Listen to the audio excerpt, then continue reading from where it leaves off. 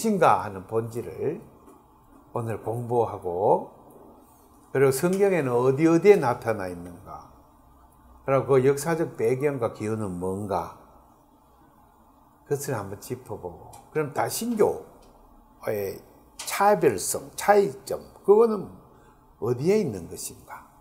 과연 종교다원주의 문제하고 그 연관이 있는 것인가? 이런 것들을 이제 성서에 짚어보고, 성서와 현실은 또 너무 다르니까, 현실이 지금 이렇게 된 그 발전의 과정은 무엇인가? 그것을 한번 짚어보고, 그럼 마지막으로 성서로 돌아가자 할 때, 솔라 스크립투라라고 할 때 어떻게 돌아가야 되는가에 대해서 토론도 하면서 오늘 강의를 정리를 해보려고 합니다. 유일신 사상에 대해서 인터넷을 딱 쳐갖고 파일들을 딱 검사해 보면 유일신 사상, 기독교 유일신 사상은 일반인이 생각할 때 불교를 배척하고 그 다음에 이슬람을 그냥 배척하고 그 다음에 무당들을 전부 박멸하고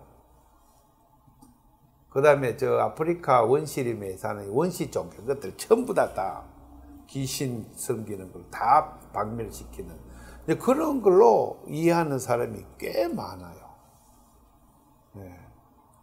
그냥 그런 것은 자기 관념에 불과한 것인데 성경에는 그런 것들이 어떻게 말씀하고 있는지에 대한 논의는 참 없어요. 그래서 오늘 유일신 사상은 베타주의인가, 익스클루시비즘, 베타, 남을 베타는 그 베타주의하고 같은 말인가 하는 것을 제일 먼저 이제 생각하면서 의문을 제기하는 거죠. 과연 그럴까? 그러면 성서에 나타난 유일신 사상은 무언가? 이것을 한번 생각해 보려고 합니다. 제일 먼저 십계명 있잖아요. 십계명. 출애굽기 20장에. 거기에 유일신 사상이 나타나요. 그 보면은 나 이외에 다른 신들을 네게 있게 하지 말라. 이렇게 돼 있어요. 번역을 그렇게밖에 할 수 없어요. 히브리 말로 하야 동사를 썼는데 영어의 비동사예요. 비동사의 부정이에요. 그러니까 비는 존재 동사네요. 존재의 부정, 즉 비존재. 뭐가 다른 신들은 비존재다. 이렇게. 좀 철학적으로 번역하면 그렇게 번역할 수 있어요. 지금 현재 존재하고 있는 모든 다른 신들은 다 비존재다. 허구다. 그 말을 선언하기 십계명 제일 앞에. 이제 이거 어떤 배경에서 이런 말씀이 나오는가? 그러면 그 앞에 2절에 나는 너를 애굽 땅 곧 종되었던 집에서 인도해낸 네 하나님이다. 하나님이 누구냐? 나는 누구냐를 밝히는데 나는 노예들을 해방시키는 하나님이다. 그 얘기를 하는 거예요. 그러면 다른 신이란 말은 뭐예요? 노예들을 부리고 있는 신들이에요. 이게 이제 십계명에서 보여주는 겁니다. 그러면 이 십계명이 생겨난 시대적 배경은 고대 노예제 사회입니다. 고대 노예제 사회. 항상 성서를 해석할 때 성경이 기록된 어떤 시대, 역사적 배경을 보고 그 말의 진위를 파악한 다음에 오늘날의 역사적 환경에 그걸 대입시켜서 그래서 인터프리트 해야 돼요. 인터프리트. 그래서 문자대로 그냥 갖다 붙이면은 해석이 내 자의로 해석이 돼버리니까 내 마음대로 성경을 해석하는 꼴이 돼요. 그러면 성경의 말씀이 밝히 드러나지가 않습니다. 그리고 고대 노예제 사회에서 생산의 주요 담지자는 노예들입니다. 모든 노동은, 사회적 노동은 노예들이 감당했어요. 그게 고대 노예제 사회 아닙니까? 그러면 오늘날에는 자본제 사회라 그러는데 자본과 노동자의 그런 고전적인 용어로 이렇게 계급적인 대립, 이 막스주의적 용어 아닙니까? 그런데 지금의 시대는 좀 더 복잡한 그런 이제 현대 사회가 되었지만은 지금 우리 사회가 사회적 노동을 담당하고 있는 사람들이 누군가 하는 문제를 이제 해석의 그 기관으로 우리는 떠올릴 수 있어요. 고대 사회에는 노예제 사회에서는 모든 체제를 구성하고 있는 것이 도시들입니다. 도시국가. 성경에 지난주에 얘기했듯이 4장 17절에 처음으로 가인의 아들 에녹성 이름을 따서 가인이 지은 에녹성 4장 17절. 아마도 고고학적으로 BC 3500년경에 처음 건설되었을 것 같아요. 에녹성은 유프라테스 강, 티그리스 강에 합류한 지점에서 페르시아만으로 더 내려오는 갈대아 우르, 지금의 바스라 지역 그 근처에 있던 최초의 도성입니다. 최초의 도시, 시티, 영어로 시티.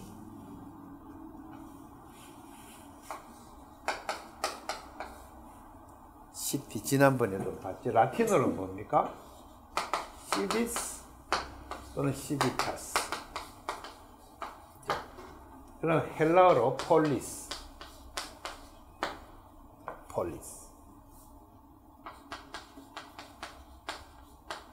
히브리어로 이르.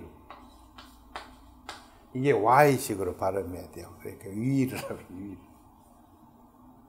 이게 전부 같은 동종어입니다. 그럼 이게 이제 역사에 최초로 나타난 성경에는 창세기 4장 17절에 에녹성이라고 했어요. 에녹성이 나타났어요. 인류의 문명사의 출발점이 에녹성입니다. 이거는 고고학에 있어서는 에리두라는 도성과 아이덴티티 거의 같은 것으로 논의가 되고 있어요. 이 의학적으로 수메르의 에리두라는 수메르어는 히브리어의 에녹성이나 에녹이라는 말하고 같다. 이렇게 이제 언어학적으로 그렇게 분석이 됩니다.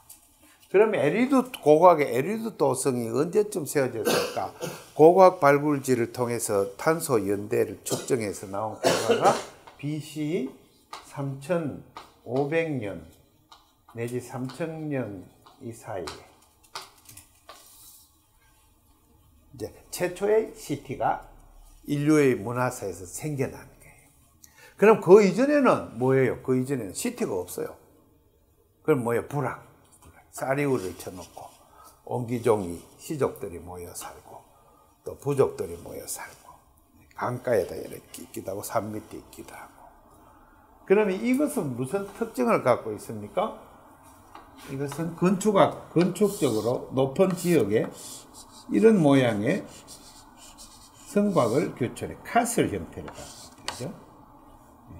이거는 성입니다. 성벽. 성벽으로 둘러싸여진 일정한 구획의 이 곳입니다. 성문이 이렇게 있으면 여기 들어가면은 궁궐이 있고 그 옆에 신전이 항상 있습니다. 이런 곳. 그 다음에 여기에 아고라, 시장 또는 광장, 여기 재판이 열리기도 하고 광장입니다. 그럼 여기에 신하들, 귀족들의 집들이, 시민들의 집이 있습니다. 특별한 사람만 살아요. 처음에 에리두 도성을 발굴했더니 규모가 굉장히 작아요. 그 안에서 한 50명이나 거주할 수 있을까? 그 정도, 100명 미만, 이 정도. 이 뒤로, 지난번에 우리 지도에서 봤듯이 강 따라서 많은 도성들이 막 생겨나고, 바빌론, 아수르, 니누에 막 생겨나잖아요. 그게 창세기 10장이에요. 창세기 10장에 도시들 이름이 쭉 나와요. 그것들 점점 세월이 갈수록 커져요. 면적이. 나중에 요나스에 보면은 니느웨 성을 한 바퀴 도는데 3일이 걸린다. 걸어서. 그렇게 돼 있어요. 3일 걸으면은 하루에 뭐 한 30km 걷는다 치면은 한 100km, 주민 100km 정도 성벽이 그렇게 쳐져 있다고 상정한다면 굉장히 커진 그 안에 뭐 수천 명의 주민이 살고 있을 정도로 커진다. 그럼 거기에 있는 아수르 도성은 창세기 10장에 또 나와요. 창세기 10장. 이와 같이 이제 이 도시 문명이 발달하는 도시의 생활 형식을 문명이라고 부릅니다. civilization.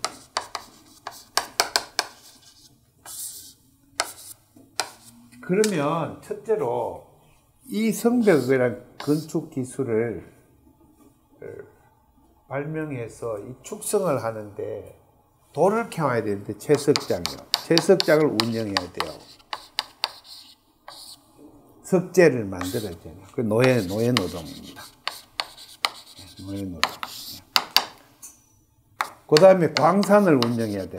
지금 청동기 시대. 이때는 청동기 시대입니다. 청동. 땅을 파서 이제 막 채굴을 해야 돼요. 광산 노동, 노예 노동. 그 다음에 이 도성이 안에는 농사를 못 짓습니다. 바깥에 들판이 있으면 여기다 이제 농사를 지어야 되죠. 농민들, 농사. 농업 노동입니다. 농업. 그러면은 여기 사는 이 사람들은 시민 또는 지배자들이죠. 이 사람들은 노예 소유자들. 노예를 소유하고 있는 사람들이 이 안에 살아요. 그 노예를 소유를 하는데 어떤 형태로, 어떤 과정을 거쳐서 노예를 소유하게 되느냐 하는 부분이에요. 둘째로 그 노예들을 어떻게 유지해 가고 있는가 하는 문제예요. 그 뭐예요? 군대예요, 군대. 투탕카몬이 젊을 때 유력한 왕의 후보로 의심을 받아갖고 좌천이 돼서 저기 나일강, 어펄 나일, 상부 나일로 유배가 돼가지고 있다가 아프리카 북부로 들어가가지고 거기에 수단 지역에 있는 흑인들을 노예로 잡아오는 기록이 있어요. 그래서 그 흑인들을 먹을 걸 주고 막 맹훈련을 시켜서 1대1 막 그냥 정병으로 만들어내요. 노예들을 가지고. 아프리카 노예들.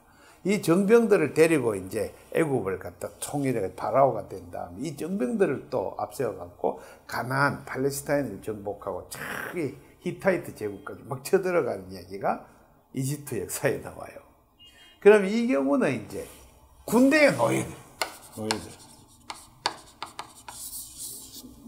이들을 부리면서 이제 뭡니까? 힘으로, 폭력으로 모든 노예 노동을 만들어내고 유지하고, 그리고 이러한 형태의 도시 문명을 건설하고 유지해 나가는 게 그게 도시 문명의 시발점이에요. 전에 빅 히스토리 봤지만은 BC 3500년이라는 것은 지금은 AD 2000년이죠. AD 2028년.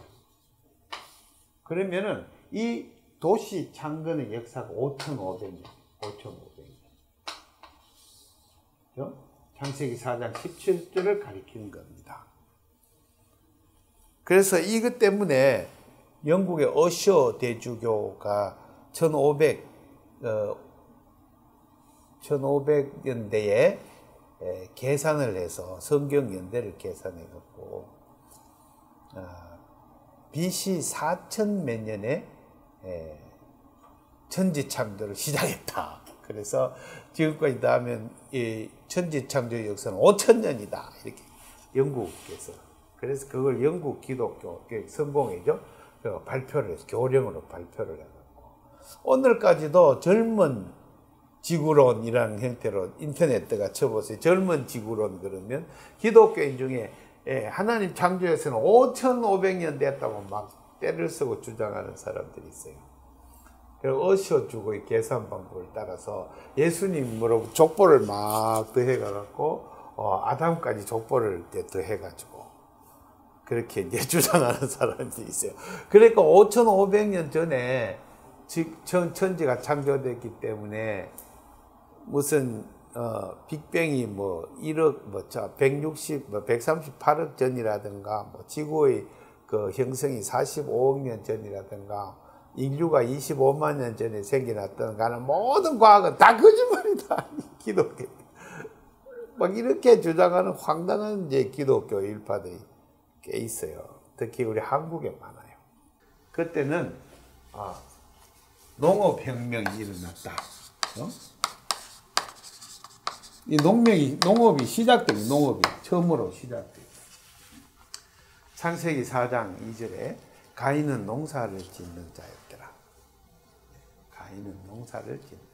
아벨은 양을 먹이는 자였더라. 농사를 짓는 가인이 뭐가 잘못되었길래 하나님과의 관계에서 비끄러져 갖고 여호와 하나님을 떠나서 애녹성을 짓게 되었는가 하는 걸 성경이 이제 계시를 통해서 우리에게 알려주는 거예요. 농업은 뭔가 잘못됐다는 소리예요. 농사 짓는 거는. 그래서 이게 지금까지 문화인류사적으로 이해가 안 돼가지고 굉장히 갑론을박이 많았어요. 말틴 노트라는 학자가 농업은 굉장히 폭력적이고 농민들은 자기 땅을 딱 해서 군대를 지키고 있다가 유목민들이 오면 막 저리 가라고 농작물 망치니까 막 유목민을 쫓아내고 이래서 농업 원래 농부들이 폭력적이고 유목민들은 항상 당했다 이렇게 이제 주장했거든요. 그런데 꼭 그런 게 아니었어요. 녹색평론이라는 잡지에서 20년 전에 나온 글 중에 한국의 어떤 장로님이 농민의 장로님이 글을 썼는데 정농회 장로님이죠. 김정은 장로님 아니고 어떤 분이 쓰셨더라고요. 그때 내 이름 잊어먹었는데 말틴 노트를 이제 비판하면서 유목민들이 정착민 농민보다 훨씬 더 폭력적인 사례에 관해서 훈족, 그 다음에 징기스칸, 몽고의 그 징기스칸 유목민들 막 얼마나 무시무시하게 막 죽이고 막 그랬는 사례를 듣고 농민을 비난하는 이러한 성서액석은 되게 잘못되었다, 반대한다 이렇게. 그래서 성경에 이제 4장 2절 가인이 농사를 짓는 자였더라. 거기에 성경에는 이렇게 우리 농민들의 마음을 몰라주는 이 성경이 뭔가 성경이 되게 섭섭하다 이렇게 그죠? 근데 그렇게 이제 그 당시 학문적인 또 발굴물들이 많이 빈약했죠. 지금은 이제 빅히스토리 얼마 전에 유발 하라리 제가 자주 이야기했던 그 부분에 보니까 농업혁명을 통해서 잉여 생산물이 처음으로 생겨났다. 그렇죠? 잉여 생산물이. 그래서 정주하는 형태의 주거 형태가 시작이 되었다. 왜? 수렵으로 채취할 때는 막 따고 돌아다녀야 돼요. 계절 따라, 기후 따라.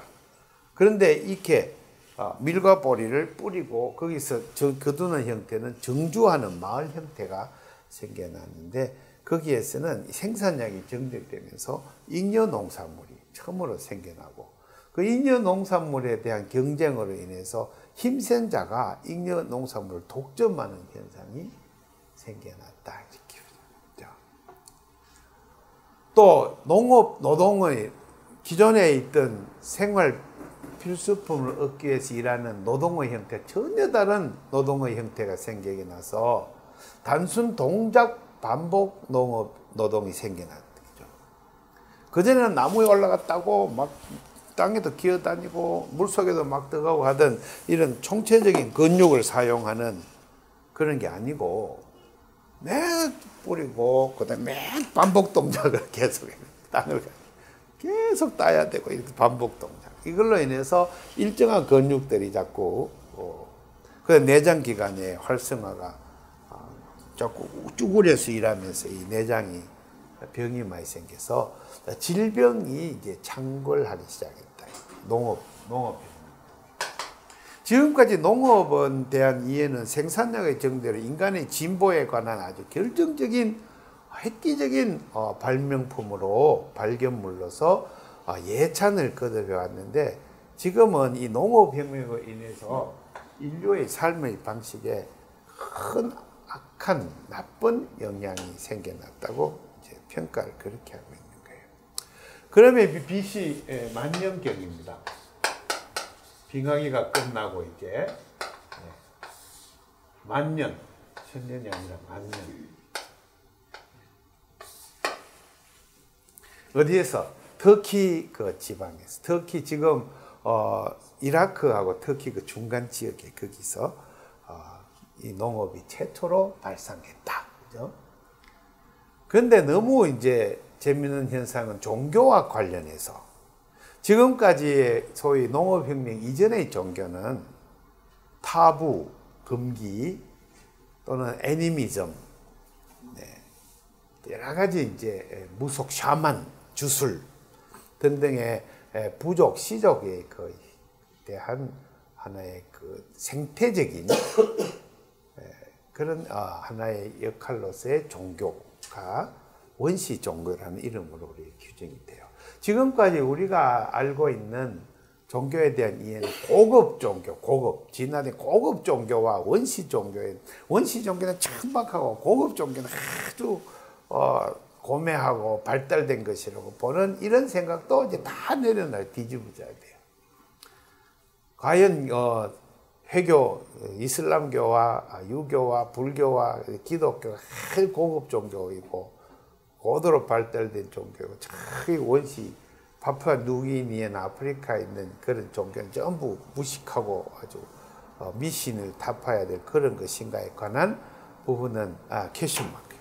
과연 그럴까요? 하는 부분을 오늘 유일신사성 공부하면서 그 부분은 나중에 다뤄야 될 것 같아요. 괴벨클리 테베라는 이제 놀라운 발굴지가 나타났어요. 굉장히 충격이에요. 우리 유튜브에 밴드에 제가 유튜브 자료를 많이 올려놨어요. 괴벨클리 테베에 관한 자료. 이것도 한번 이걸로 쓸까요? 괴벨클리 테베.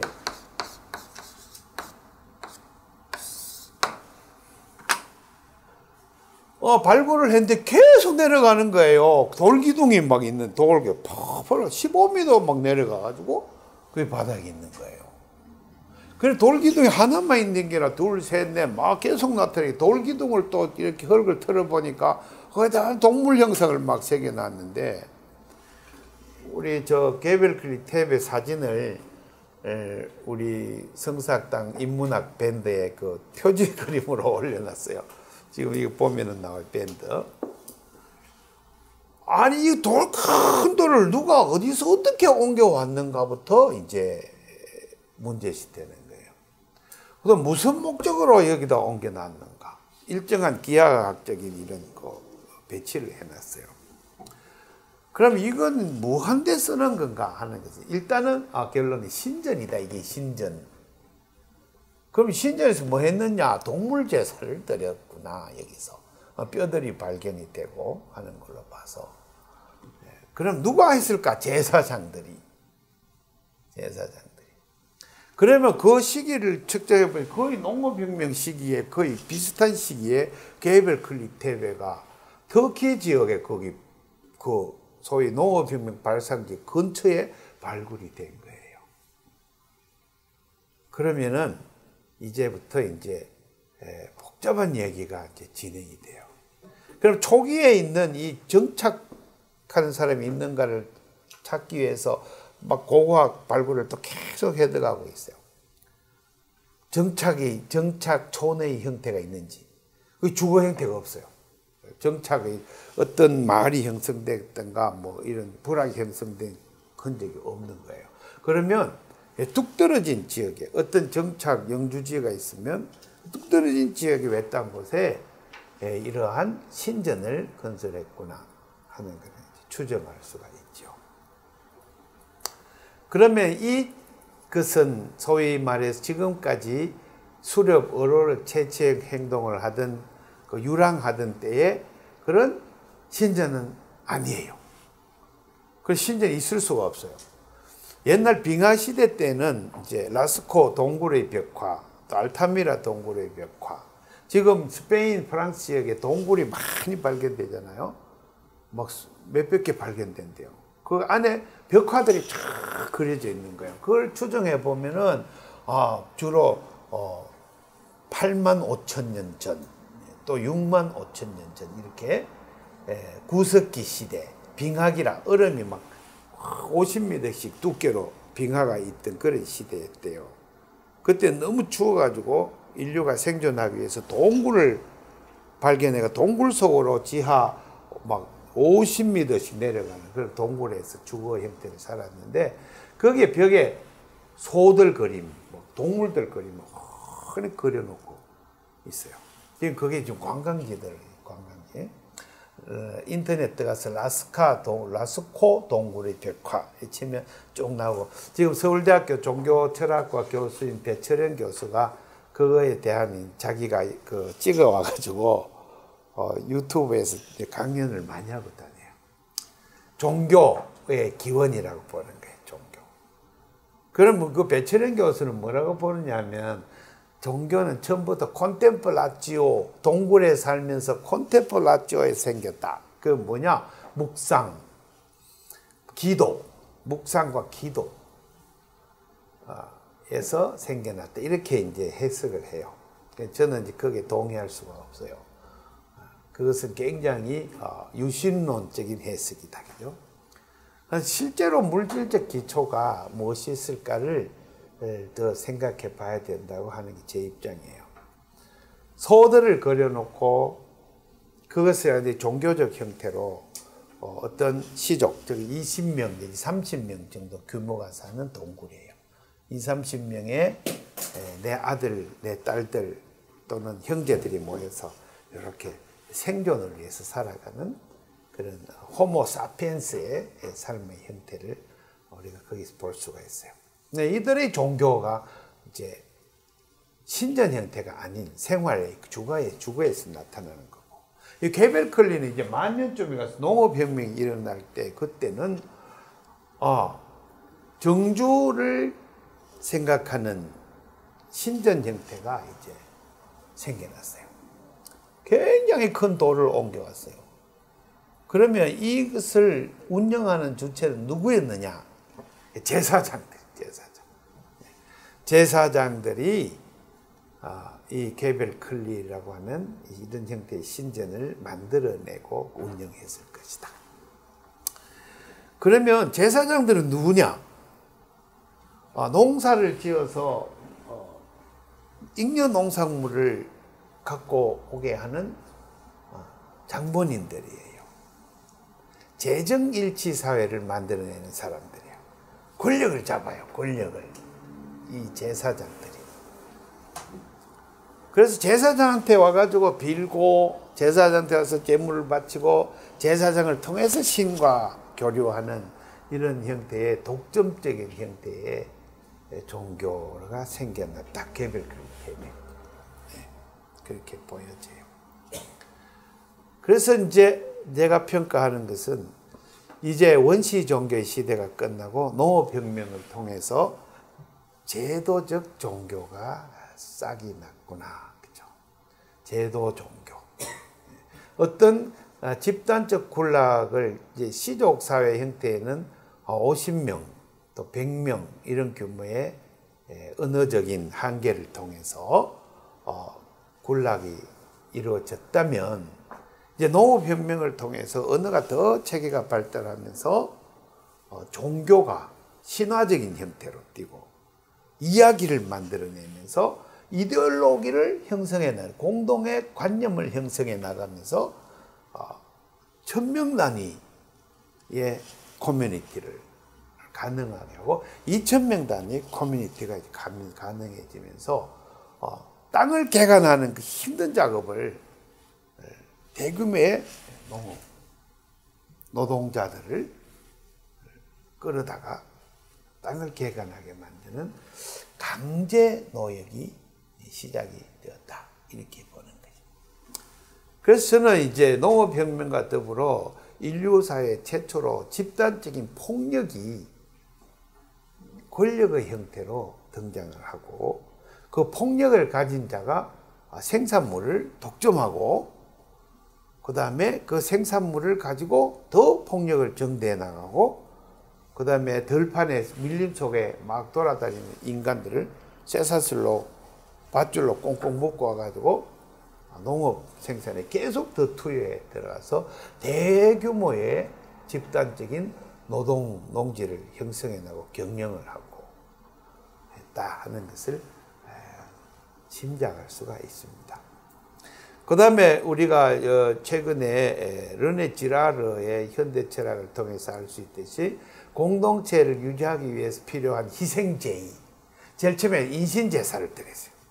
사람을 갖다 잡아가지고 신에게 바치는 제사. 그것도 공동체 안에 꼭 이렇게 왕따를 당하는 사케르, 호모 사케르. 요새 아감벤의 철학에 나오는 호모 사케르. 장애자들을 주로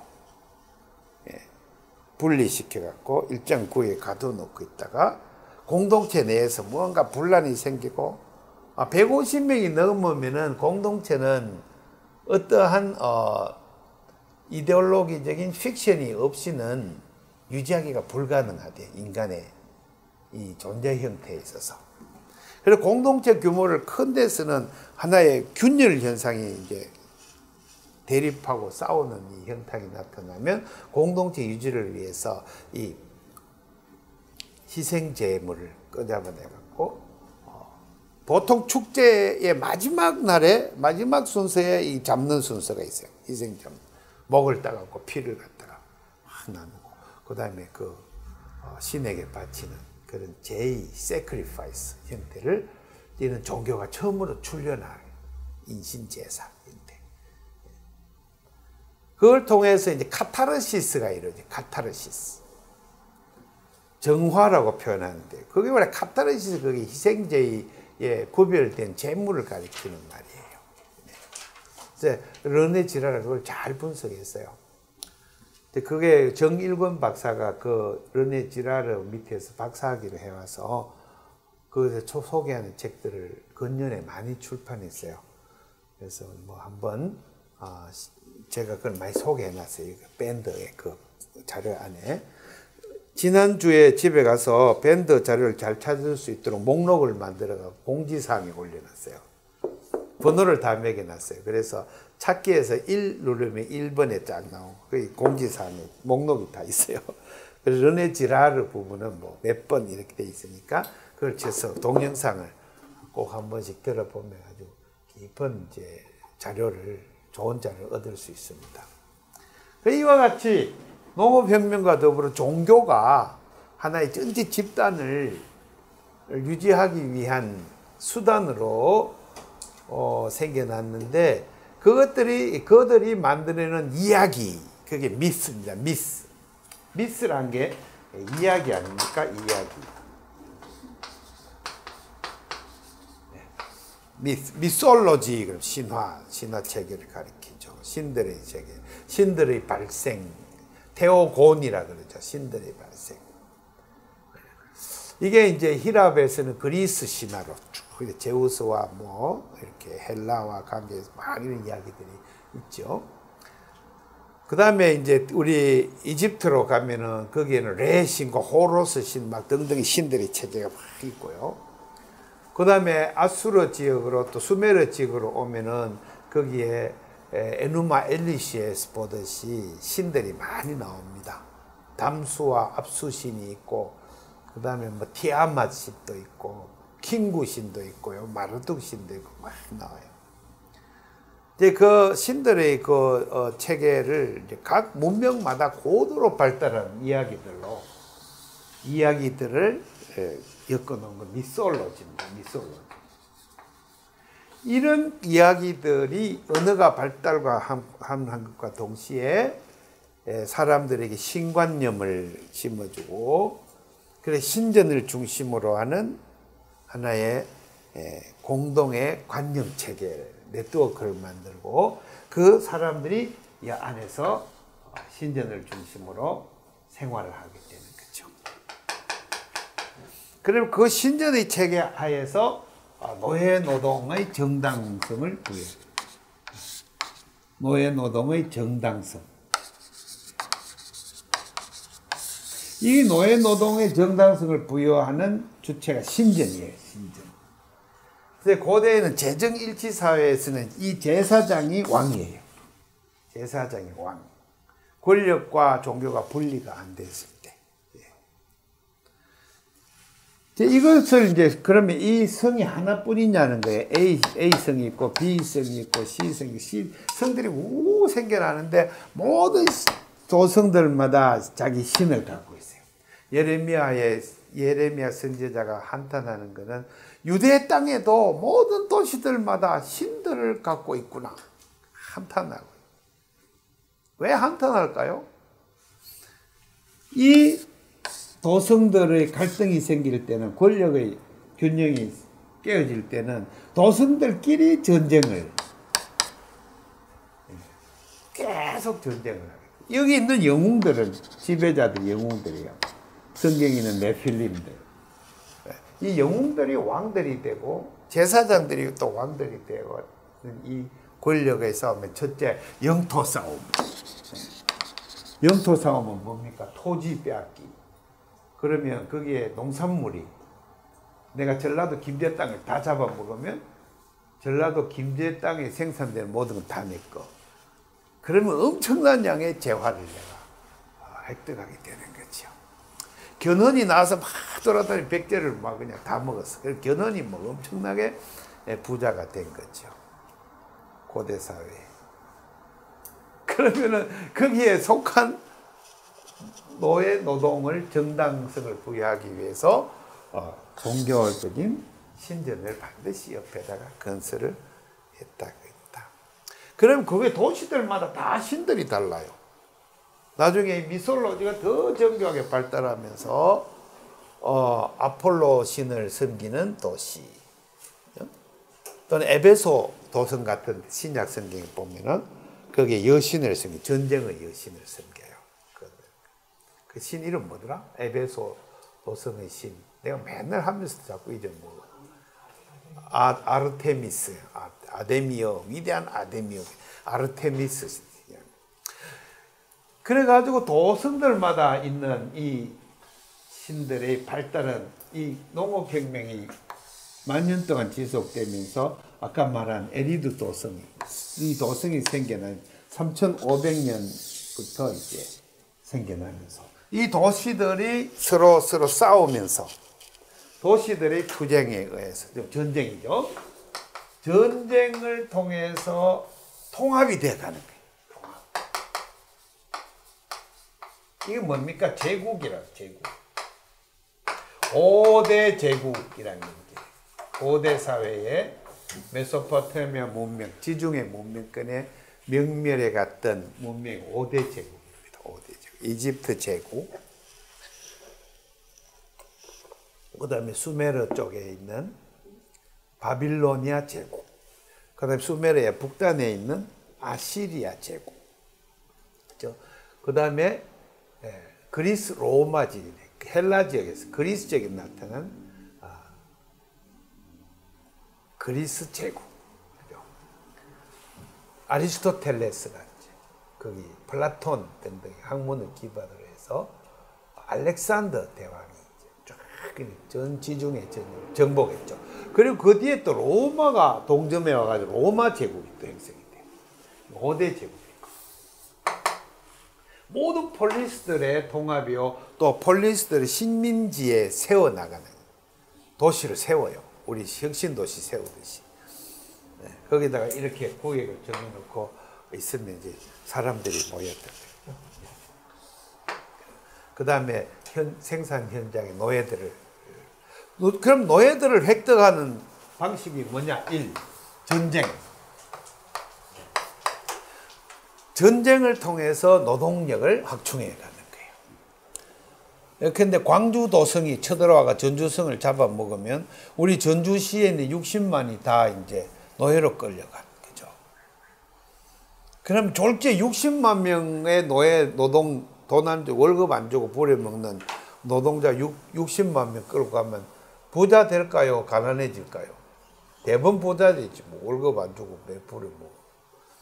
밥만 주고 옷만 주고 밥만 주고 계속 부려먹으면 금방 부자 되죠. 그죠? 최고 쉬운 방법은 싸워서 이기는 것밖에 없어요. 그러니까 싸워서 잡아먹어야 돼요. 그 둘째로 이제 전쟁을 통해서 얻는 게 노동력 아니에요. 노동력. 값싼 노동력이 아니라 공짜 노동력이야. 공짜. 두 번째로 토지를 그냥 획득해. 영토. 그 다음에 셋째로 상대방이 보유하고 있는 정보, 기술을 획득해. 과학자들, 장인들 막 데려와가지고. 이 도성을 유지하기 위해서 뭐가 반드시 필요하냐면은 물을 공급하는 도수로가 필요해요. 약간 높은 수온지에 물을 저수지에 대갖고 이렇게 끌고 와야 돼요. 이게 뭐 30kg도 되고 15kg도 되고 하여튼 길어요. 그럼 여기서 교각을 세워요. 교각을. 그러면 여기서 여기까지 기울기가 0.5도 0.5도 기울기로 도면을 그리는 능력이 있어야 돼요. 기하학이 발달해야 돼요. 도성이 발달하면서 반드시 수학과 기하학이 발달해요. 그러면서 도면을 안 보고 그려요. 그걸 주면 공사 감독자가 노예 노동력을 데려가 이걸 세워. 그럼 물을 탁 내면 물이 쫙 들어요. 목욕도 하고 막 빨래도 하고 막 이 안에서 다 이게. 물 없으면 이건 절대 아무것도 안 돼요. 그래서 도시가 폐허가 된 도시들이 지금 많이 발굴되는 까닭은 물길이 바뀌기 때문에. 물길이 바뀌어 지금 메소포타미아 강이 막 범람해가 물길이 바뀌어 버리면 물이 없어지면 못 사는 거예요. 그래서 도시들이 또 옮겨가고 이렇게 해서 지금까지 도시 발굴이 계속 이어져도 끝없이 나와요. 이러한 고대 문명사 상황 속에서 편만했던 종교들은 다 신교입니다. 미솔로지. 모든 신들의 네트워크입니다. 그들의 목적은 이겁니다. 종교.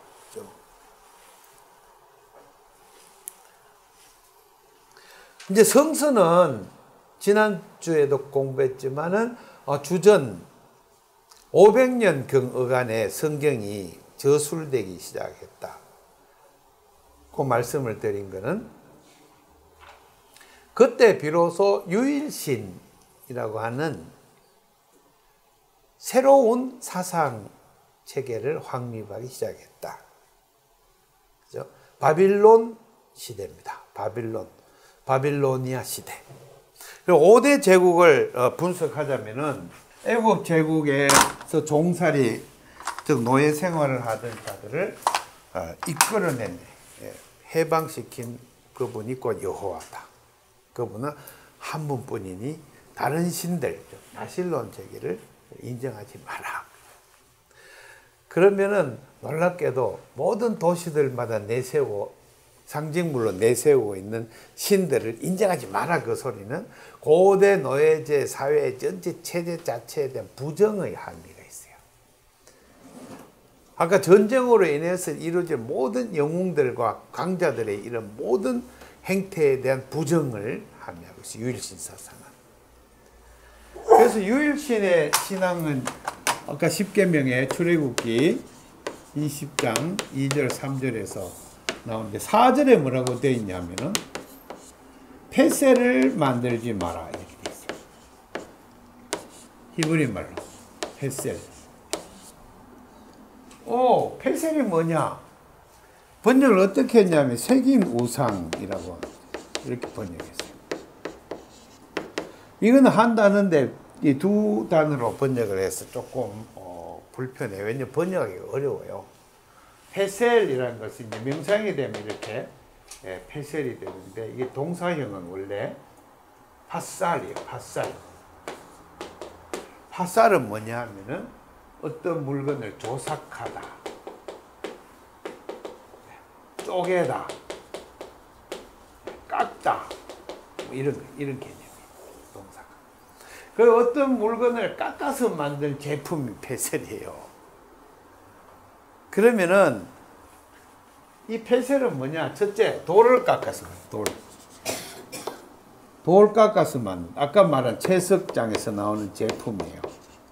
채석장, 석재. 이게 기본 개념이에요. 돌을 깎아. 둘째로 나무를 깎아.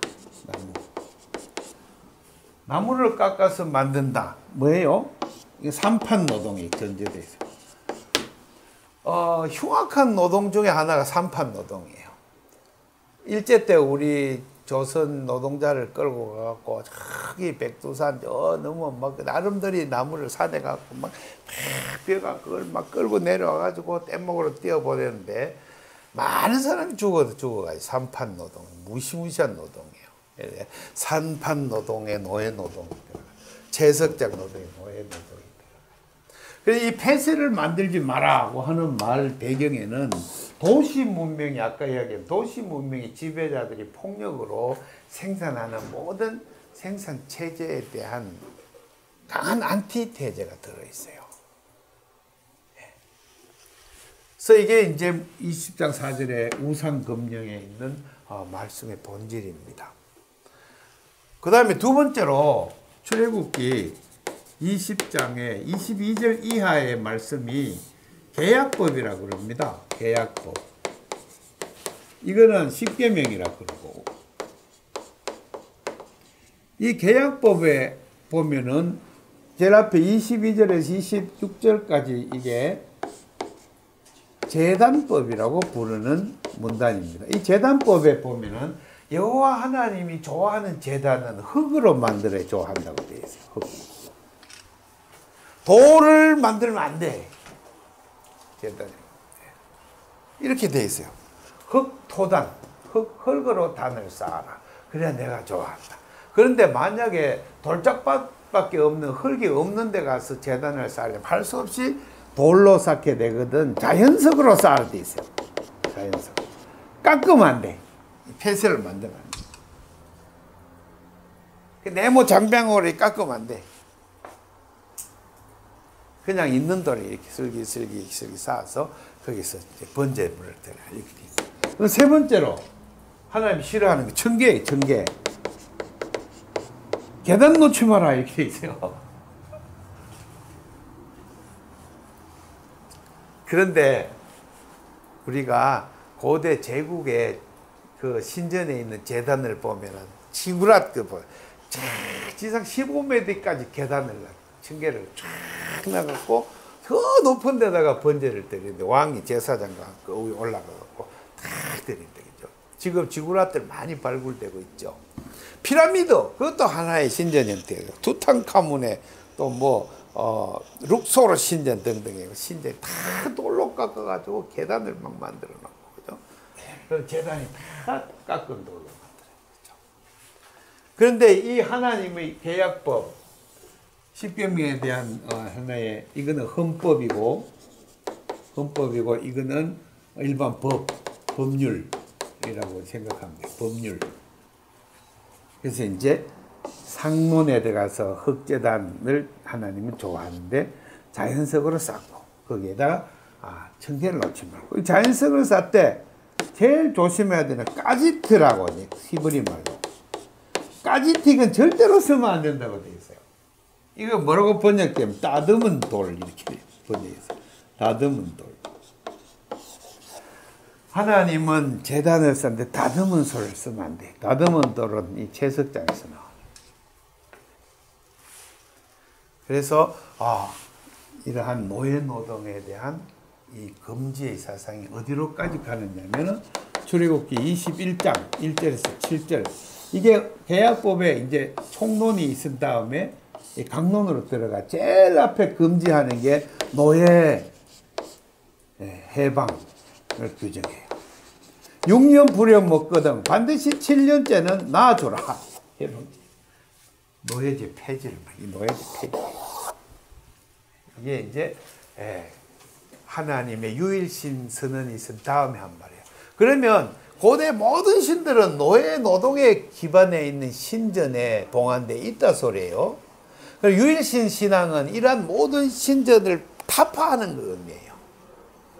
그래서 유일신 신앙의 배타주의는 모든 노예 노동과 폭력에 대한 배타예요.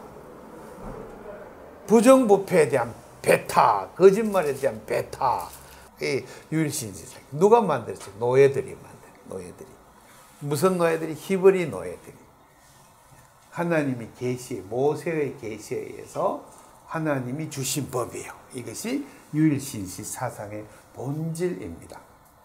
그 다음에 나중에 가서 또 출애굽기 34장 17절 여기 가면은 이 법에서 금하고 있는 것 중에 하나가 첫째, 금이나 은으로 부어 만들지 마라. 부어 만들지 마라. 주물. 금이나 은으로 신상을 만들지 마라. 이것도 마찬가지로 광산 노동이 전제되어 있어요. 광산. 금을 캐려고, 은을 캐려고. 이번에 대만에 갔더니 일본 제국이 들어와가지고 그 대만 옆에 금광을 채굴했던 그 현장을 관광을 갔어요. 그래 가서 이제 사람들은 금을 캐는 걸 보면 뭐 신기해하고 또 금을 미끄먼 동아리를 만들어 갖고 상자에 넣어놓고 양쪽에 손을 넣게 만들어서 이 금을 손으로 들어서 가지고 가는 사람은 가져가도 된다 써놨어요. 그래서 이제 욕심이 나서 손을 사람마다 넣어서 막 꿈쩍도 안 해요. 요만한 금인데 뭐 엄청 250kg인가 뭐 그렇대요. 엄청나게 무거워요. 그럼 한 손으로 어떻게 들어요? 그런데 보면서 사진 찍은 걸 보니까 전쟁포로 남태평양에서 잡은 미군들 전쟁포로들 막 이렇게 사진이 있어요. 금광에 막 넣어갖고 막 금캐게 만들고 이렇게 뭐 노예 노동을 시켰더라고요. 현대까지 이렇게 이어지고 있죠. 이거 고대에는 더 심하게 이루어졌을 것인데 이런 것들로 신을 만든다는 것은 안 된다. 금지하겠다. 이야기. 그럼 이거 4장 17절에 뭐라고 되어 있냐면 마세카라고 되어 있어요. 마세카. 마세카 금지예요. 마세카를 만들지 마라. 이거 뭐라고 번역했는 줄 아세요? 17절에 부어 만든 우상이에요. 부어 만든 우상. 뭐야? 주물상이에요. 주물상 금지.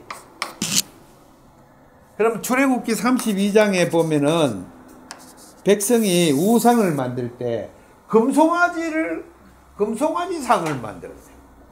모두 금을 갖고 오느라 그래갖고 금을 받아갖고 그 부집에 넣어서 그 녹여갖고 금송아지를 만들었더라. 하나님에게 큰 대역죄를 지은 얘기가 마세카를 만들었다. 그래서 펜슬과 마세카 이 두 가지는 우상 숭배, 우상의 대표 명사입니다. 페셀이 뭐냐? 마세카가 뭐냐 할 때 그 배후에 있는 사회 경제적인 부분은 노예 노동이 전제되어 있고 유일신 하나님 사상은 이 모든 노예 노동에 대한 폐지를 그런 노예 노동을 정당화시키는 모든 종교들에 대한 배타를 선언하는 게 유일신 사상이다 이 말이에요. 여기까지는 이해가 됐죠? 예, 이거 제가 이해하기가 참 힘들어요. 제가 6, 7년 공부해서 내린 하나의 깨달음이니까 귀국해서 계속 이 글을 많이 썼습니다. 여기저기 뭐 기고문을 좀 많이 썼습니다.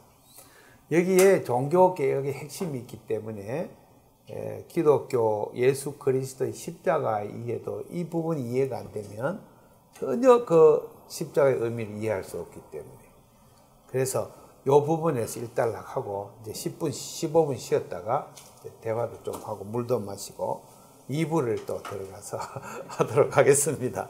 예. 첫째, 노예는 영혼이 없다. 둘째, 여자한테 영혼이 없다. 셋째, 애한테는 아직 영혼이 없다. 이게 이제 도시 신전에서 만들어낸 미소올로지입니다. 그래서 여성에게 인권이 없어요. 그리고 죽어도 이제 영혼 불멸의 대상이 안 됩니다. 특히 이제 플라톤, 아리스토텔레스 등등이 활동했던 고대 헬레니즘 철학에서는 전부가 폴리스 중심의 사상입니다. 폴리스. 헬라 철학은 폴리스 철학입니다. 정치학, 폴리틱스입니다. 폴리스, 도시를 어떻게 경영할 것인가 하는 철학, 그게 폴리틱스예요. 정치학입니다. 그 안에는 자연은 배제되어 있어요. 노예도 배제되어 있습니다. 그래, 고린도 도성과 아테네 도성이 싸우면은 그 도성 자체가 하나의 독립된 단위로 갈등 관계에 들어가는 거죠. 그래서 전쟁론도 나오는 거예요. 그 방어술. 그러니까, 국방이라는 말이 그때부터 나오는 거예요. 군대와 국방. 그래서 우리가 잘 아는, 교육법이 완전 주입식으로 막았는데, 우리가 아는 아테네에 반대되는 스파르타식 교육, 또 아테네식 교육, 뭐 이렇게 우리 좀 많이 잘못 알려진 게 있지만, 이와 같이 이제 대립 구도 속에서 방어를 전제로 해서 또는 침략을 전제로 해서 생기는 그런 이제 이론들이 폴리틱스 속에 들어가 있는 거지요. 그래서 신학은 이 폴리틱스를, 즉 성서적 신학은 이 폴리틱스를 넘어가야 돼요. 그래서 정치신학이라는 말들이 이제 한참 유행했는데 그건 성립 근거가 좀 부족합니다. 정치, 폴리틱스는 하나님 나라라는 말로 이제 굉장히 보편화됐어요, 성경에는. 성경의 유일시 사상은 A, B, C, D의 폴리스들이 있는 걸 다 해체시켜가지고 그것 하나님 나라라고 하는 하나님의 지배 이념 안으로 다 용해시켜버려요. 이것이 성경이 갖고 있는 유일신 사상의 폴리틱스예요. 하나님이 하나님입니다. 하나님이 임금님이다. 야훼 말라크. 하나님이 다스리신다. 하나님의 왕국, 킹덤 오브 갓. 이것은 기존에 있는 인간 왕에 다스리는 도시 체제에 대한 안티테제예요. 반대말이라고요.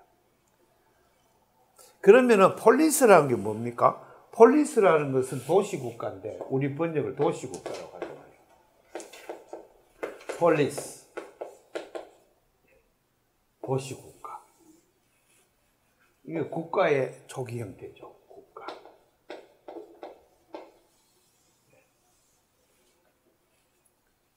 그러면 기독교 유일, 이건 다신론 아닙니까? 다신론, 다신교, 폴리테이즘. 다신교는 고대에는 전부 노예 노동을 전제하고 있잖아요. 노예제 사회입니다. 노예제. 그럼 반대로 이제 유일신교. 이거 뭐예요? 노예 부정이에요, 노예제. 노예제 타파입니다. 노예제 타파. 그 다음에 폴리스가 아니에요. 하나님의 나라예요. 그러면 여기는 국가에는 왕이 있어요. 성주, 왕. 왕제도를 부정하는 거예요.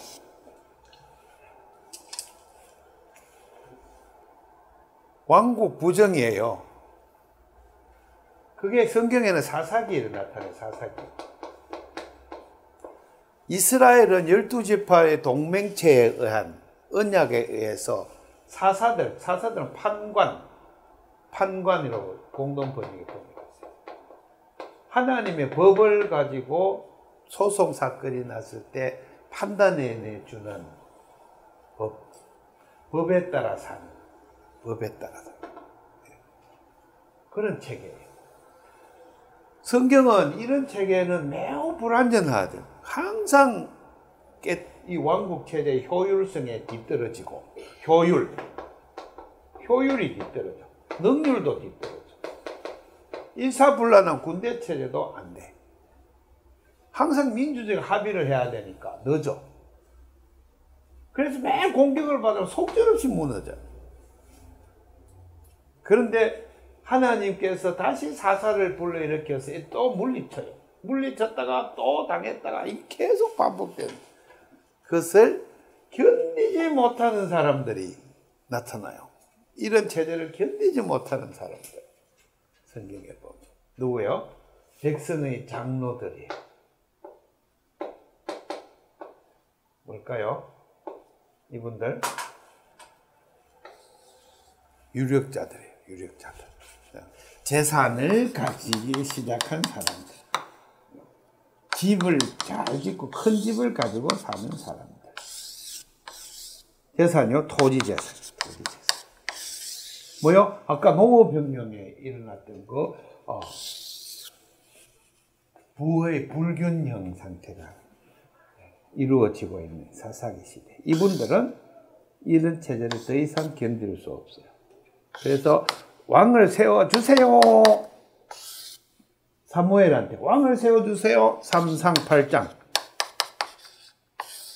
그래서 하나님이 하지 마라 그래도 귀엽고 왕을 세워주세요. 그래서 세운 게 사울 왕. 그 다음에 사울 왕이 실패하고 나니까 다윗 왕. 다윗 왕이 또 실패하고 나니까 솔로몬 왕. 실패한 케이스를 계속 보여주는 거예요. 성경은. 그 왕국이 망할 때까지, 이 국가가 망할 때까지. 그게 성경에 있는 역사서. 성경의 역사서의 핵심은 이 역사서를 쓴 사람이 신명기 사가라고 그래서 역사가 이름이 신명기 사가의 역사서라고 불러요. 이분의 핵심은 하나님께서 세운 이 하나님 나라의 삶이 너무 힘들어서 세상적인 국가의 삶을 시작했다가 결국은 쫄딱 망하더라. 결국은 망하였다. 그래서 어디로 가? 여기에 노예로 다 끌려갔어요. 디아스포라, 포로민.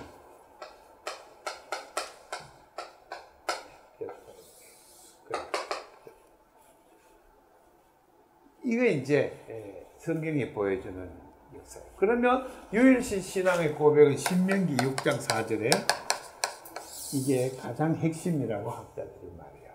신명기 6장 4절.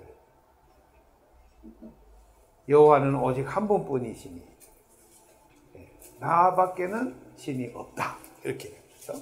이사야서도 많이 나와요. 나 이외에는 신이 없나니. 그 다실론 체계를 다 부정하는 거예요.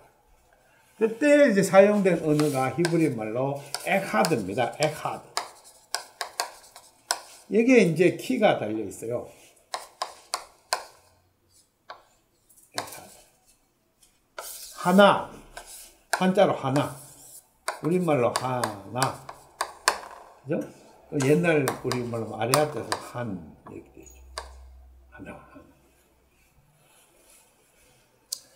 이 하나라는 말이 베타주의를 말하는 것인가? 에카드라는 단어가. 하나라는 것 속에 다 포함된다는 걸 의미하는 거예요. 그걸 갖다가 어떻게 표현하냐면 창조신앙을 표현합니다. 창조신앙. 자, 신학적으로, 신학사적으로 보아서 구원신앙이 먼저 발출이 되고 뒤에서 이제 창조신앙이 정립되었다고 보는 게 학자들의 공통된 의견이에요. 구원신앙은 뭡니까? 애굽에서 종살이야 노예살이 하다가 해방이 되었다. 하나님은 구원시키는 하나님이다. 그 다음에 더 나아가고 이제 에카드로 들어가죠. 창조신앙은 보편주의예요. 보편주의. 모든 나라들이 갈라져서 싸우고 있지만 아니야. 하나님이 다 만든 거야. 그럼 다 한 형제야. 한 형제. 아브라함의 후손이야. 성경에 보면. 아브라함 올라가면 아담으로부터 셈함 야벳으로 촥. 그죠? 모두가 다 한 형제야. 하나님이 창조하시. 그러면 하나님이 창조한 길짐승과 날짐승과 물짐승 모든 생물은 다 인간의 그 네트워크 안에서 복되게 살도록 만들어졌다. 그럼 사람은 누구냐? 모든 생물을 다 멋지게 살도록 도와주는 존재. 이게 창세기 1장에 말한 창조신학의 요지예요. 본한대로 잡아먹은 그게 아니고. 원래 인간은 그래서 창세기 1장 29절 사람의 먹을 거리는 씨 맺는 열매와 채소야, 채소. 창세기 1장 29. 그 사상이 그거예요. 채식주의를 말하는 게 아니에요. 보편주의를 말하는 거예요. 모든 생명을 제 마음대로 마음껏 길을 펴고 살 수 있도록 도와주는 존재, 그게 인간이라는 거예요. 그게 이제 창조신학에서 나오는 인간관이 거기서 나오는 거예요. 그래서 이 다신교에서 말하는 차별은 유일신 사상 안에서 다 폐지가 돼요. 그래서 바울 사상이 유일신 신앙을 가장 잘 표현했는데 그리스도 안에서 남자나 여자나 차별이 없습니다. 가부장제에서 여자들은 영혼이 없다. 여자들은 아기를 못 낳으면 쫓겨나, 당연히 쫓겨나, 이혼당하고 장녀로 전락하고 사회적으로 약자로 그냥 그런 없다. 남자나 여자나 다 똑같다. 유일신상. 그 노예나 자유인이나 똑같다. 오네시모 도망쳐 나와서 잡혔는데 오네시모에게 편지를 써준 거예요. 빌레몬이요. 세상 사람들처럼 노예를 그렇게 대하지 말고 네 아들처럼 대하시오. 오네모는 이제 상전을 잘 섬기도록 훈련을 시켜보내요. 그 노예제 사회가 뭐 엄격하게 규정된 사회에서 생존하는 방법이에요. 노예가 반항이가 쭉 받고 막 노예 반란 일으켜서 막 스파르타쿠스 나를 일으켜서 체제를 바꾸고 이게 아니고 보편주의입니다. 노예나 자율이나 차별이 없습니다. 그래서 지금 노예를 소유한 사람은 노예에게 아들을 대하듯이 잘해주시오. 그리고 오네시모는 그 빌레몬에게 진심으로 중심으로 일해주시오. 잘해주시오. 이런 관계의 전환이 그냥 이루어져. 그죠? 그걸 통해서 점진적으로 이러한 철옹성 같은 체제가 무너져 나간다고 보는 거죠. 그 다음에 또 뭐 있습니까? 남자나 여자나 또 종이나 자유나 그 다음에 헬라인이나 유대인이나 차별이 없습니다. 그러면은 이 유대 사회는, 유대교는 유일신을 처음으로 발족시킨 위대한 깨달음의 디아스포라의 후예들인데 예수님 시대에 가서는 이 유대주의라는 것을 만들었어요. 유대주의. 민족주의, 민족주의. 이방인은 구원이 없다. 유대인만 구원이 있다. 할례 받은 언약에 대해 할례 받아야 된다. 할례. 이게 왜 이렇게 생겼을까요? 중간에 국가라는 것을 하스모네 왕가, 로마 제국이 오기 전에 하스모네 왕가를 만들어서 이 디아스포라 생활을 접고 자국의 국가를 독립한 적이 있어요. 독립전쟁을 거쳐갖고 언제? 165년에 승리를 거쳐. 165년에. 그리고 난 뒤에 로마 제국이 들어오는 건 90년까지 유대의 독립을 이루었거든요. 독립국가. 이때 예루살렘 신전을 재건했어요. 재건하고 그 다음에 이때까지 내려오던 모든 문서들을 총합해서 문서화 작업을 이때 대대적 국가 재정을 했어요. 이 하스모네 왕가의 이 몇 년입니까? 한 6, 70년 되는 이 경험 안에서 이 유일신 종교의 보편주의가 민족주의로 국가주의로 바뀌어져 버려요. 국가주의, 민족주의. 다시 말해서 새로운 국가의 이데올로기로 전락이 됐으니 도시국가가 저마다 갖고 있는 다신교의 하나로 전락이 됐어요. 다시 말해서 이스라엘 수호신이 된 거예요. 수호신. 헬라의 폴리스들의 수호신과 마찬가지로 예루살렘 도성의 수호신이 여호와. 뭐요? 보편성을 상실해버려요. 그게 이제 예수님이 오시던 그때의 환경이에요. 그래서 그게 노선에 따라서 바리새주의가 생기고 에세네주의가 생기고, 그 다음에 그 노선에 따라서 하시딤 운동이 갈래로 갈라지게 됐어요. 그리고 예수님 때 보면은 막 유대의 파들이 많잖아요. 헤롯 당, 헤롯 당, 젤롯 당도 있고, 바리새 당도 있고, 그 다음에 에세네 당도 있어요. 예수님이 오시기 이 100년여간에 유일신 사상이 변질이 되어가지고 하나의 도시 국가 폴리스, 예루살렘이라는 폴리스를 수호하는 수호신으로 전용이 되면서 모든 다신들 중에 하나로 야훼를 전락시켜버려. 이게 유대주의예요. 유대교.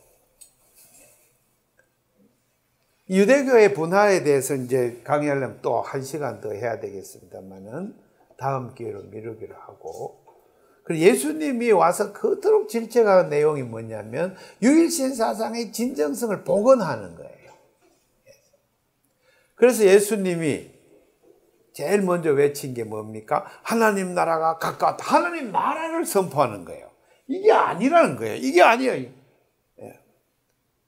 그런데 바리새주의와 사두개주의는 토라, 성경 해석권을 독점해가지고 그 성경을 메시아가 오면 민족의 구주, 유대를 살리는, 국가를 재건하는 메시아가 옵니다. 이게 아니라는 거예요. 이 인류 보편성을 담대하지 못하기 때문에 예수님 오셔서 대번쩍 소리가 하나님 나라가 가까웠다. 로마 제국이 막 지배하는 그런 사회에서. 그리고 난 뒤에 하나님 나라를 사는 법에 대해서 몸소 실천하면서 보여주셨어요. 사람들이 더럽다고 하는 문둥병자를 직접 사랑하시고, 그리고 사람들이 내버린 여자들, 장기들을 막 보살피시고, 그 민족의 그 주의자들한테 버림받은 소위 목구멍에 풀칠하려고 로마 제국에 빌부터 먹은 세리들을 더 사랑하시고, 막 사랑하시고. 이상한 형태의 기행을 하는 거지요. 기존에 있는 이러한 관념의 틀 속에서는 예수를 이해할 수가 없었어요. 그래서 심지어 예수님의 제자들이 다 예수를 이해 못하고 나중에 도망가고, 예수님이 십자가에 못 박혀 돌아가시는 그 십자가의 그 지향성, 그 유일신 사상의 본질을 십자가 위에다 탁 현시하신 거지요. 십자가 뭡니까? 고난이에요, 고난. 그런 노예들의 고난, 여성들의 고난, 어린 아이들의 고난, 병자들의 고난, 그 고난에서부터 구원 신학이, 구원 사상이 다시 출발해 들어가면서 넓은 창조 신앙으로 다시 이어져 나가는. 그게 예수님의 재림 사건이요, 부활 사건이요. 이게 하나님 창조주 하나님을 강하게 긍정하는 거예요. 모든 세계의 모든 피조물이 다 하나님의 능력 안에 있다 하는 것을 강하게 선언하는 예수님의 죽으심과 부활 사건이에요. 그래서 유일신 사상의 이 발달사를 제가 굉장히 빨리빨리 말씀드렸는데, 그 위에 이제 헬레니즘 시대의 사상들과의 대화, 그 다음에 조로아스터교, 배화교라 그러죠. 조로아스터교 아베스타 경전과의 대화. 그 다음에 애굽의 이집트에 있는 소위 오시리스 종교 신화들과의 대화. 이런 것들이 헬레니즘, 물론 우리가 400년, 500년경에 있었던 소크라테스, 아리스토텔레스, 플라톤 등등의 헬라주의 철학과의 그 대화. 이런 것들이 더 이제 유일신 사상과의 관계에서 많이 논의가 더 돼야 됩니다. 특히 헬레니즘에서 내세우는 폴리틱스 안에서, 폴리스 안에서 이루어지는 질서 개념, 질서, 코스모스, 이 질서 개념. 성경이 아주 이거하고 아주 긴밀하게 대화하고 싸우고 있어요. 질서에 대해서. 그게 이제 성경이 말하는 하나님의 창조의 그 그 질서와 폴리틱스의 질서는 다르다. 그 얘기를 하고 있어요. 정의, 폴리틱스가 말하는 얘네들이 만들어 놓은 이 사회의 질서 정의하고 하나님 나라의 질서 정의는 다르다. 이 얘기를 보여주기 성경의 핵심이에요. 이런 것을 거시적인 틀에서 이해한 다음에 성경을 더 디테일하게 민시적으로 들어가야 성경을 이제 오해함이 없이 읽을 수가 있어요. 다만 성경을 내 마음의 위로를 받아야지 종교심을 갖고 종교심 그거로 접근하는 사람은 성경에서 판판히 실패해. 못 알아듣거나 이해 못하거나 아니면 성경에 있는 걸 구구절 마음에 드는 구절만 뽑아서 읽거나. 근데 놀랍게도 신명기법의 26장에 보면은 축복은 15절밖에 안 되고 나머지 50절 정도는 저주예요. 저주. 레위기법에도 26절 저주가 훨씬 많아요. 뭐냐면 이렇게 살아가는 우리들의 삶에 대한 강한 경고문이 거기에 들어가 있어요. 이걸 갖다가 성경은 세상이라고 불러요. 세상. 그래서 예수님이 담대하라 내가 세상을 이겼노라 이렇게 할 때 그 세상은 코스모스란 말이에요. 히브리 말로. 자, 그리스 말로. 코스모스. 이거를 요한 신학은 세상이라고 번역했어요. 코스모스. 이거 우주라고도 번역해요. 우주. 질서, 조화 이런 식으로 우리가 번역하잖아요. 이거는 성 안에 있는 법을 잘 지킬 때 이루어지는 거예요. 그 뭡니까? 노예들은 노예 역할을 잘해야 돼. 마구간을 정시에 잘 채워야 되고. 그 다음에 하녀들은 주인이 일어나기 전에 물을 따뜻하게 잘 데펴놔야 돼. 그리고 주인이 머리를 잘 빗겨줘야 정성껏. 그래야 질서가 유지돼. 만약에 뭐 내 인권 어쩌고 하면서 안 해봐. 그럼 질서 깨져. 막 두드려 맞고 막 그냥 질서 깨져. 평화가 깨져. 이게 진짜 평화가 아닌데도 이게 질서예요. 평화. 이것을 에이레네라고 해요. 그것을 팍스라고 해요. 팍스. 로마나 팍스는 로마 제국의 체제의 법에 지킬 때 팍스, 평화가 있다 이거예요. 만약에 로마 도시국가가 만들어 놓은 이 법을 어기면 평화는 깨져. 전쟁이에요, 전쟁. 이것을 갖다가 성경은 세상이라고 부른단 말이에요. 그래서 예수님이 제자들에게 담대하라. 나는 세상을 이겼노라. 세상은 예수님이 투쟁 대상이에요. 예수님은 하나님 나라의 주인이시기 때문에. 이 세상에 있는 이 불평등하고 부조리하고 부정의한 모든 세상의 부조리를 타파하시는 게 하나님의 목적이에요. 그게 기독교의 본질입니다. 유일신 사상이. 그런데 오늘날 한국 사회는 1945년, 48년 6.25 동란 지난해 국가를 새로 만들었잖아요. 서구에 있는 민주주의 이념에 근거해서 헌법을 쫙 만들고 정말 기독교 이념을 거기 많이 넣었어요. 미국에서 또 독일에서 막 기독교 이념을 많이 넣었습니다. 인류 공영 뭐 이런 보편주의도 막 들어가 있어요. 보면 굉장히 헌법이 막 그렇게 잘 만들어졌더라고요. 그런데 문제는 그게 아니라 세상이 이 전통 위에 우리나라가 서져 있어요. 교회는 이런 인식을 못하고 무비판적으로 국가가 하는 이 움직임에 쑥 따라 들어갔어요. 흡수되어 버렸어요. 흡수. 교회가, 한국의 기독교가. 왜? 이미 서양 기독교가 그게 완전히 흡수되어 버렸기 때문에. 그래서 독일 국가는 독일 기독교가 국가주의에 편성해 있고 미국 기독교는 미국의 발전에 편성해 있어요. 오스트레일리아, 호주에는 백인주의 그리고 또 백인 기독교가 딱 붙들고 있어요. 남아공 아파트 헤이트 할 때 막 흑인 차별할 때도 백인 교회가 딱 붙어줘.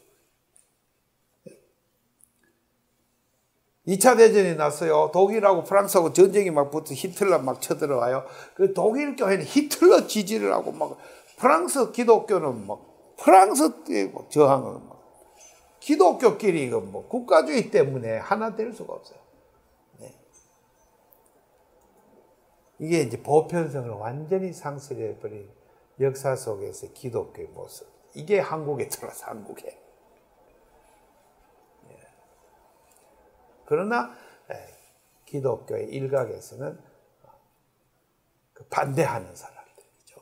여전히 베타적인 경향을 띠고 무슬림주의 타파, 천주교 타파, 천주교 우상, 교황 우상, 적그리스도, 그 다음에 또 그토로미 장로교 안에서도 합동제일, 기장, 이단 이런 식으로 다 그 조금만 다르면 욕해. 그냥 이거 유일신 지상 하나도 관계가 없어. 성서적이지 못해요. 이런 것들을 이제 극복해 나가야 돼. 성서 공부를 하면서 극복해 나가야 돼. 어떻게 나가요? 전 세계의 모든 생명이 차별 없이 하나임을 선언해. 그죠? 네. 그리고 이 문명 비평, 지금 먹을거리부터, 음식부터, 식생활부터 하나 유일신 사상으로 정향이 되고, 유일신 사상에 대한 명상은 기독교의 아이덴티티를 유지하는 데 매우 중요하고, 또 나중에 이제 기독교가 콘스탄틴 기독교가 됐을 때 로마 제국하고 딱 붙어버렸어요. 로마 제국을 로마나 팍스를 유지하는 종교로서 자기를 개조하기 시작한 거예요. 그래서 성경과 쭉 떨어지. 그렇게 됐어요. 그래서 서양 기독교의 천주교가 이제 소위 로마 가톨릭교 아닙니까? 교리를 형성하고 교리 싸움이 시작되고 이단 논쟁은 이단들을 막 처형하고 죽이고 막 추방하고 이런 일들이 막 생겨나고, 저는 이제 그런 것들을 다 유일신 우리 하나님 신앙에서 벗어난 행위로 간주해요. 그러나 성령께서 그 로마 교회만 기독교입니까? 아닙니다. 다른 작은 기독교들이 계속 생존해 오고 있고, 그 다음에 비잔틴 교회도 로마 제국, 동로마 제국하고 탁 붙어버렸어요. 오소독스 철치. 그러나 좀 성격이 다르지만, 그러나 오늘날 여전히 기독교는 자생력을 갖고 소위 국가를 넘어서 민족의 경계를 넘어서 움직이고 살아 있습니다. 그 부분을 잡아야 된다. 그런데 6세기 경에 이제 마호메트라는 분이 나타나가지고 쿠란을 썼어요. 유일신을 막 제창하면서 막 예수를 선지자, 예언자야, 위대한 예언자로 매김하고 막 나갔어요. 근데 이 결정적인 뭐예요? 그 국가주의예요. 아랍 민족의 통합이에요. 민족주의예요. 예. 무슬림 제국의 야망이에요. 무슬림 제국으로 전 세계를 제패하는.